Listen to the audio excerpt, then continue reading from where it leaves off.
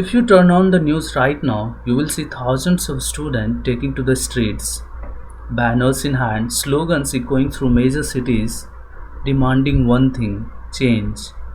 From exam paper leaks and institutional corruption to rising tuition costs and police crackdowns, student movements across the globe are reaching a boiling point. But why now?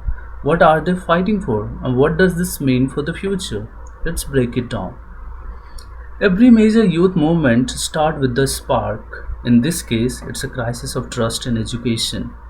For millions of students, years of hard work, sleepless nights, and competitive entrance exam are supposed to be ticket to a better future. But when paper leaks, scoring irregularities, or certain administrative shifts happen, that future is compromised overnight. The core triggers usually boil down to three things: systemic irregularities and exam leaks, a severe lack of transparency and accountability from authorities, high job market, and deep anxiety over youth unemployment.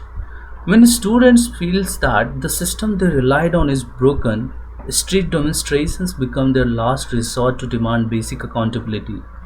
What makes this moment unique isn't just why they are protesting, it's how they are organizing. Driven largely by Gen Z and student coalitions, these protests leverage internet culture, satirical movement, and viral social media campaign to mobilize thousands of people in real time. What started as digital outrage quickly convert into massive ground level sit-ins. The core demand usually center around immediate resignation or accountability from educational leadership, a stricter legal framework against examination leaks and unfair practice, protection of students' rights, and transparent re-examination.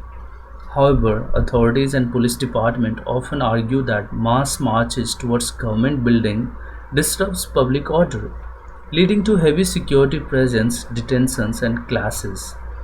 As protests grow, tension between demonstrators and law enforcement always escalates. We have seen reports of hunger strike by prominent activists, internet chatter near protest zones, and the use of tear gas or batons to disperse crowds. Human rights groups have raised concern over excessive force, while authorities maintain that strict action is necessary to maintain law and order. Behind the political headlines and chaotic videos are real young adults, aspirants whose career timeline are on pause, parents supporting their children on the street, and every citizen caught in the crossfire. History shows us that student protests are rarely about students. When young people organize, it reflects broader economic stress, youth unemployment, and institutional trust. Whether governments choose to reform the system or suppress the noise usually determine the direction of a country's youth policy for the next decade. Education should be fair, transparent, bridge to the future, not a lottery. Regardless where you stand on the tactics used to the straight, the core issue of systemic reform in education affects all of us. What what are your thoughts on how these student protests are being handled? Do you think current laws are enough to protect competitive exams or incomplete overhaul needed?